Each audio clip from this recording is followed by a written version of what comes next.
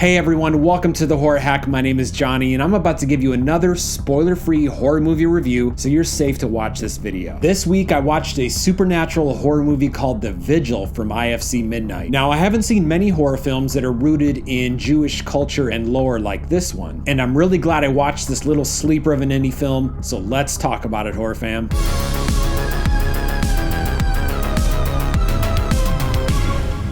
The Vigil is a supernatural horror mystery film written and directed by Keith Thomas. Now, this is Keith Thomas's first written and directed feature. He'd only done one short film before taking on this project. This movie follows Yaakov, who attends a support group of people who have recently left the Orthodox Jewish community. Everyone in this support group has trouble acclimating to a new way of life. One particular evening after support group meeting, Yaakov runs into someone from his past life. This man asks Yaakov if he can be a showman and watch over the body of a deceased member of the Orthodox community. Sounds fun, right? What's supposed to be an easy night's work turns into an absolute nightmare for Yaakov. He'll have to come face to face with a malicious, possessed spirit, as well as confronting his own demons from a traumatic past event. Okay, first off, I have to say I love the simplicity of this film. Most of it just takes place in one location, but it's so atmospheric and emotional, and it has a lot of those eerie, tense moments. This movie is PG-13, and it's another example of one of those films that didn't need an R rating to be effective. Some people may call it a slow burn, and I guess it kind of is, especially in the first act when he's just kind of sitting around and watching a dead body with a sheet over it. And some may call that boring, but I swear, if you watch this movie distraction-free and just immerse yourself into the film, you might be surprised how much you get into it. The setting is what impressed me the most. You know, they would use this very low, dim lighting, but the contrast was very high, so that was the perfect recipe for creating this eerie atmosphere, especially when they paired this sickly green lighting against something warmer. There's a great scene that emulates all of this: the mystery, the lighting, the tension. And the scene, I mean, there's no spoiler here, it's literally Yaakov sitting in the living room looking at his phone with a frickin' deceased body behind him with a sheet over it. That's the scene. And throughout the film we get great setups like this. You gotta love a director who is aware of every angle and object within the frame and truly optimizes each shot. First of all, in this shot, I love the eerie green lighting on his face. You know, it kind of gives off the vibe that he doesn't feel well, sickly. It's not a pleasant look. Secondly, look how he's positioned. He has his back turned to the body. Hell no, I don't care if that body's been shot 800 times. I'm not taking my eyes off of it while it's in the room with me. But of course, this causes great tension in the scene because you're just always waiting for something to happen. When you're watching this scene, you're like,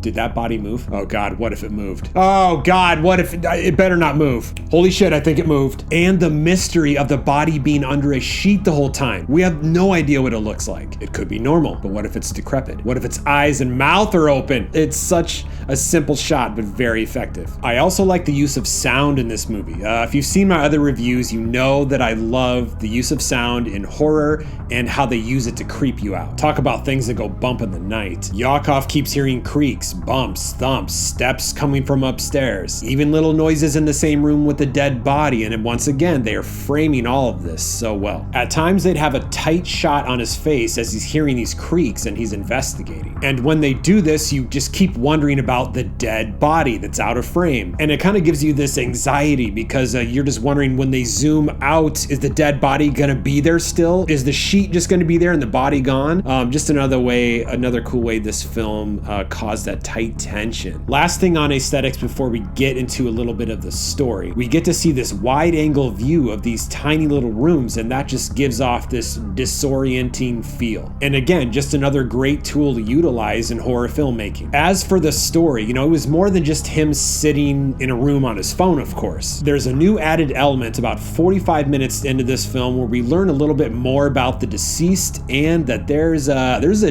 demon somewhere in the house, attaching itself to broken and vulnerable people. So not are you only in a creaky old dark house with a dead body under a sheet, but there's also a demon running around the joint. I don't care how much you pay me to watch this mystery body under a sheet, I'm getting the hell out of there. And you know what? I'm burning the house down. just for fun, I guess. The second half of the movie is a little different from the first. I feel like it was more tense and interesting in the first 45 minutes or so. That doesn't mean it fell flat at all. I just love the whole simplicity and mystery of the first half. There's some familiar tropes in here, but you know what? They're all fun. One small example, Yaakov's seeing something or someone running up the stairs, then 3 seconds later, they're directly behind him. Classic little jump scare. But yeah, overall, I'd say this is a cool little indie flick, filled with great setups, an eerie setting, atmosphere, and as for the acting, I'd say pretty great all around. It also had this message of coming to terms with your demons and confronting them no matter how scary they might be. To not let the past define you and haunt you. One thing I wasn't a fan of in this movie was Yaakov's transition from being manic and scared to brave and heroic. It seemed to me like it was too quick, wasn't really believable. Also, the showdown at the end with Yaakov and what he was facing. It was just a little bit too easy. I would have liked to seen some more conflict there. However, for the most part, I really like this film and I do recommend you checking it out. I say give The Vigil a shot. You can download it right now on a number of streaming platforms. All right, horror fam, I am tapped out for today, but you know what? Thank you so much for coming by and watching my review of The Vigil. Thanks so much for coming by and watching all my videos on my channel. I really appreciate it. If you haven't hit that subscribe button yet, please do so right now and give this video a thumbs up if you liked it. And let's be friends to the end, people. You can follow me on Instagram and Twitter @The Horror Hack. Once again, my name is Johnny. Keep supporting horror, and this has been one hack of a show.